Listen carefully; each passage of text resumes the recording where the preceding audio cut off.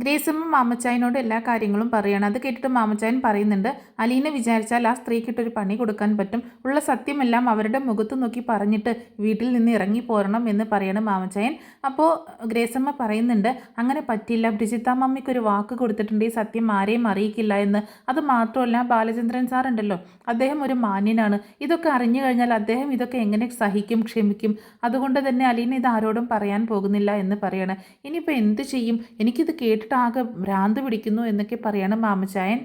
എന്നിട്ട് മാമച്ചായൻ പറയുന്നുണ്ട്, ആ പെങ്കൊച്ചി ഇതൊക്കെ എങ്ങനെ സഹിക്കുന്നു, അവരെന്തൊക്കെ ക്രൂരതയാണ് അവളോട് കാണിക്കുന്നത് എന്നൊക്കെ പറയണം. അത് മാത്രമല്ല, അവളെ സ്വന്തം ആങ്ങളെയും ആ സഹോദരൻ്റെ അമ്മാവൻ്റെ മകനും കൂടി ചേർന്നിട്ടാണ് അവളെ ഉപദ്രവിക്കാൻ നോക്കിയത്. അതിൽ നിന്ന് രക്ഷപ്പെടാൻ വേണ്ടിയിട്ടാണ് കത്രിക എടുത്ത് സ്വന്തം വയറ്റിലേക്ക് കുത്തിയിറക്കിയത്.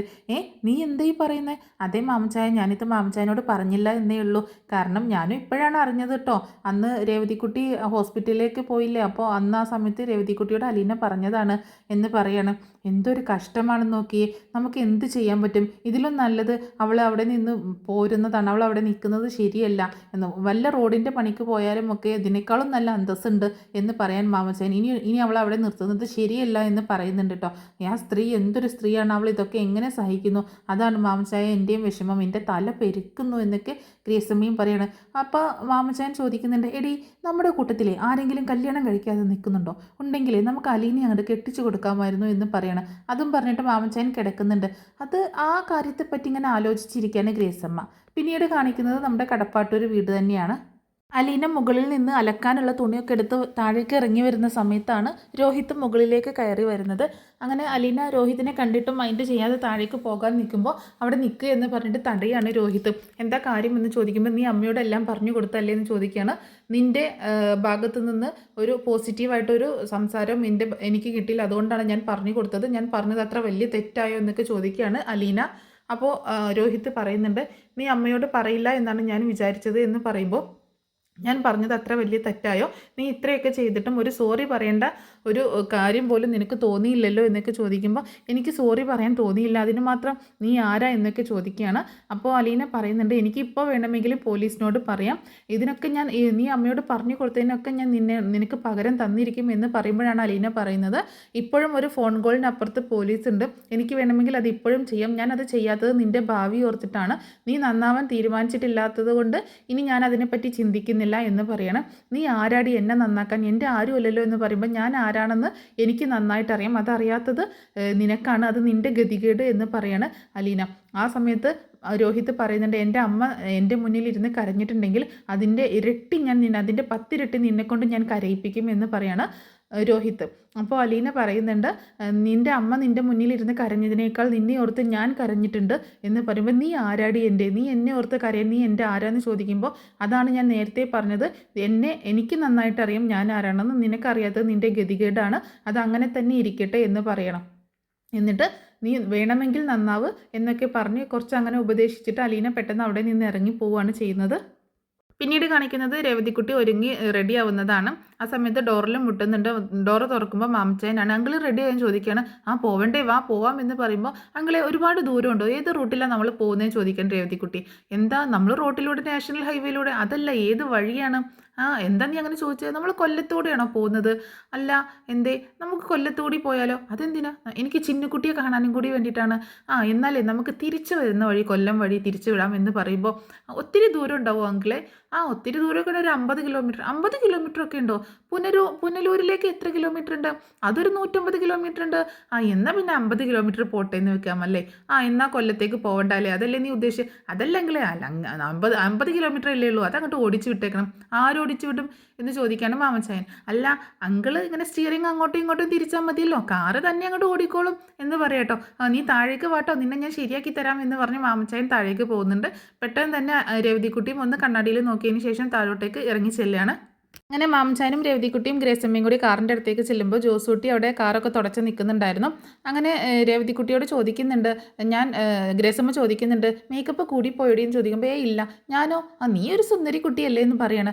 എൻ്റെ പ്രായത്തിൽ ആൻറ്റിയും സുന്ദരിയായിരുന്നു എന്ന് ചോദിക്കുമ്പോൾ, ഞാനൊരു നോട്ടപ്പുള്ളി അല്ലായിരുന്നോ എന്ന് പറയാട്ടോ ഗ്രേസമ്മ. നോട്ടപ്പുള്ളിയോ? അത് എന്താ, ആൻറ്റി എല്ലാവരെയും നോക്കുമോ, അത് ആൻറ്റി എല്ലാവരും നോക്കുമോ എന്ന് ചോദിക്കുകയാണ് രേവതിക്കുട്ടി. ഇത് കേട്ടിട്ട് ഗ്രേസമ്മയ്ക്ക് ദേഷ്യം വരുന്നുണ്ട്. കണ്ടോ മാമച്ചായ, ഇപ്പോഴത്തെ പിള്ളേർക്ക് വാക്കിൻ്റെ അർത്ഥം ഒന്നും അറിയത്തില്ല എന്ന് പറയണേ.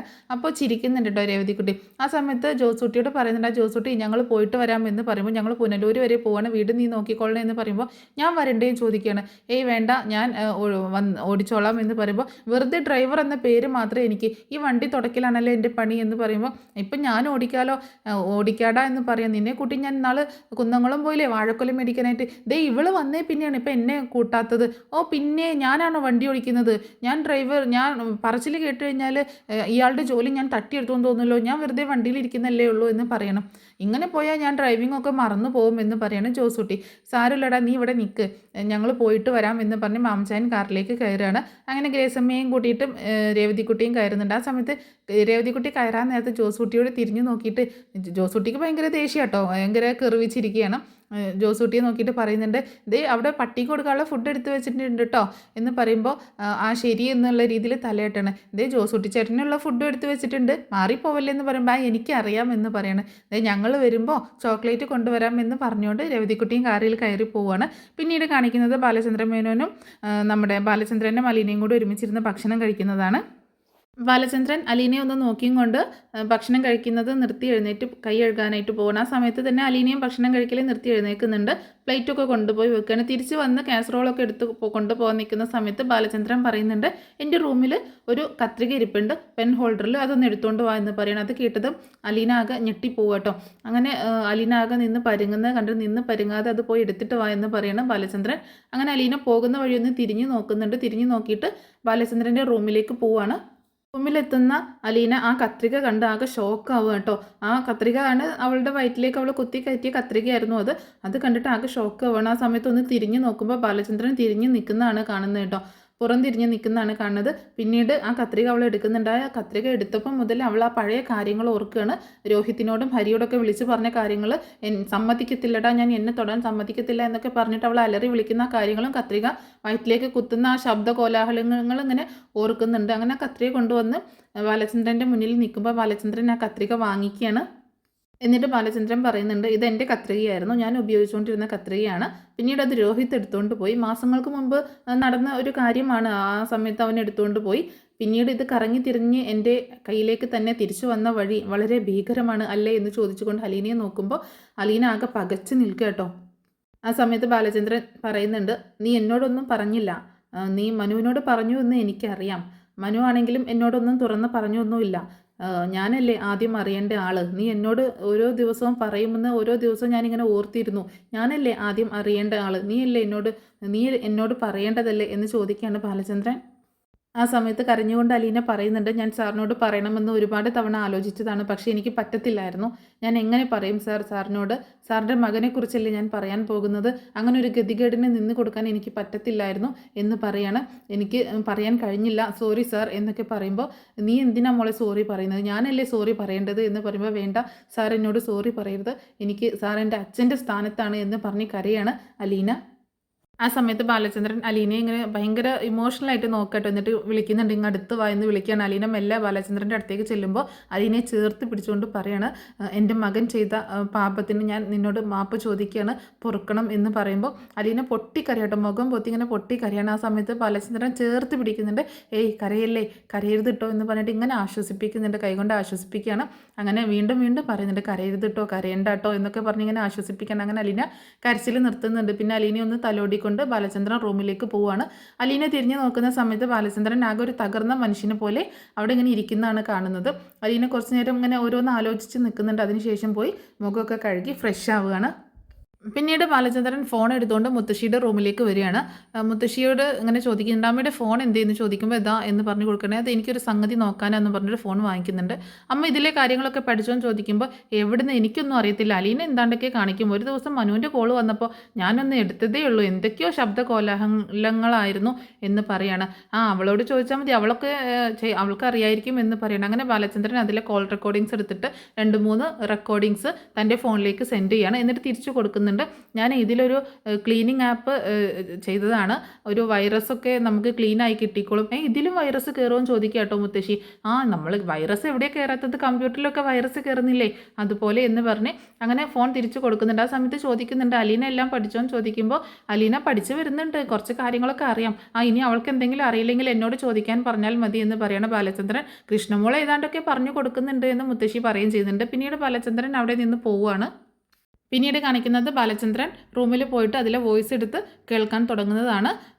എൻ്റെ അമ്മയുടെ കൂടെ ജീവിക്കാനും സഹോദരങ്ങളുടെ കൂടെ ജീവിക്കാനൊക്കെ ആഗ്രഹിച്ച് വന്നതാണ് മോളെ ഞാൻ, പക്ഷേ എനിക്ക് മതിയായി എന്ന് അലീന പറയുന്ന വാക്കുകൾ കേൾക്കാൻ, അങ്ങനെ ഓരോന്നും കേൾക്കാൻ തുടങ്ങുകയാണ്. ഇത് കാണിച്ചുകൊണ്ടാണ് ഇന്നത്തെ എപ്പിസോഡ് അവസാനിക്കുന്നത്.